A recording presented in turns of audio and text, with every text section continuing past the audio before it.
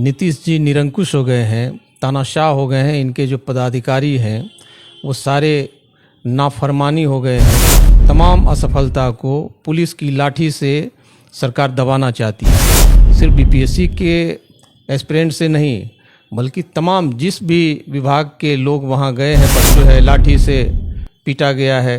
कई बार तो गोलियां भी चली हैं। किसान का बेटा है, कोई खोमचा चलाने वाले का बेटा है, कोई रिक्शा चालक का बेटा है।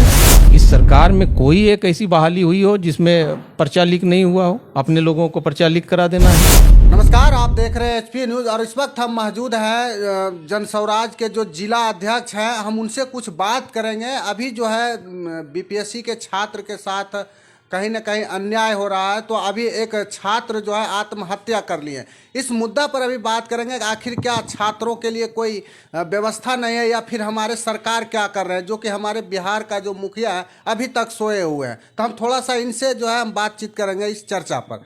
सबसे पहले तो सर हमारे चैनल में आपको स्वागत है। आपके हरपल चैनल को बहुत बहुत आपका स्वागत।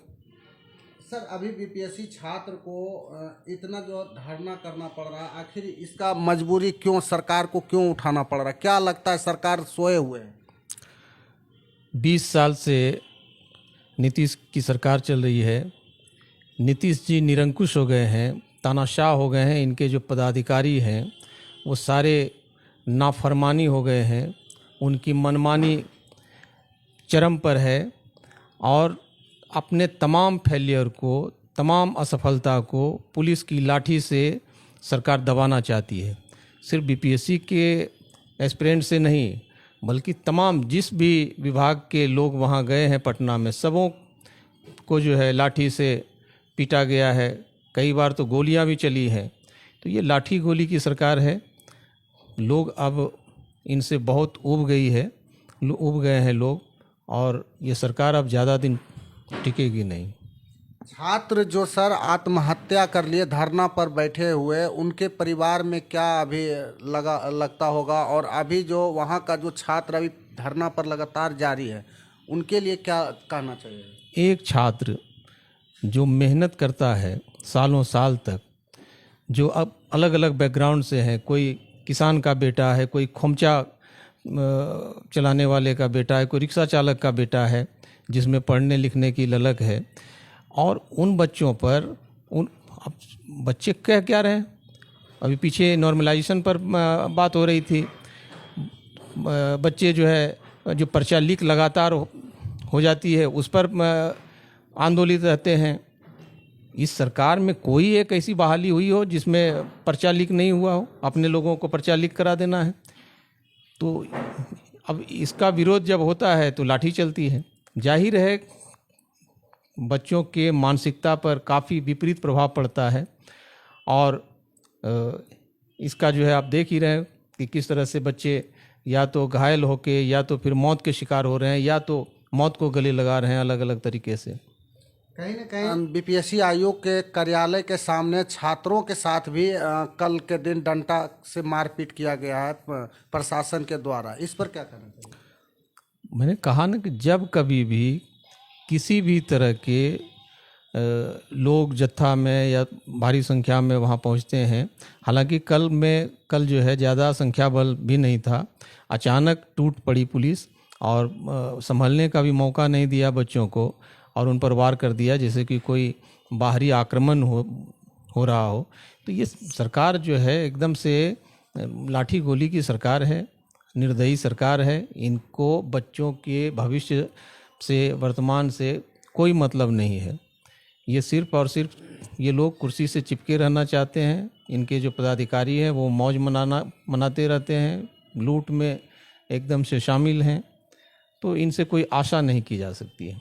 कहीं ना कहीं अभी तक जो है धरना स्थल पर जनस्वराज के जो कार्यकर्ता है या फिर मुख्य पार्टी के लोग हैं, अभी प्रशांत किशोर जी भी हैं, तो अभी तक उस स्थल पर नहीं पहुंचे हैं आपका पार्टी के लोग। तो क्या कहना चाहिएगा? क्या लगता है कि धरातल पर प्रशांत किशोर जी उतरेंगे या फिर बातें से ही काम चलाएंगे?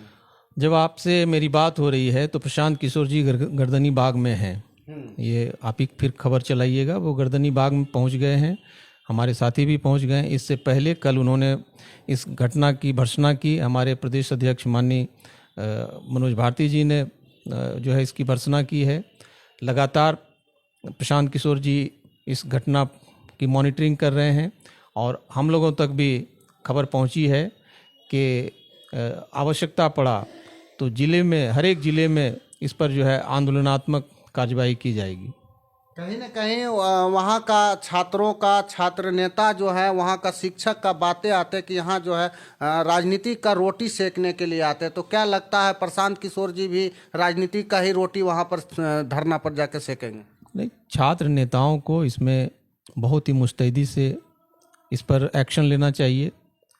और प्रशांत किशोर जी तो एक जिनकी सोच ये है कि बिहार में बदलाव आवे, बिहार जो 10 अग्रणी राज्य है देश में उसके बराबर कैसे खड़ा हो, तो उसकी जो बुनियादी सारी बातें हैं वो समझते हैं। इसके लिए चाहे आंदोलन की ज़रूरत हो, चाहे और तमाम जो भी उपक्रम है वो किया जाएगा, वो किया जा रहा है।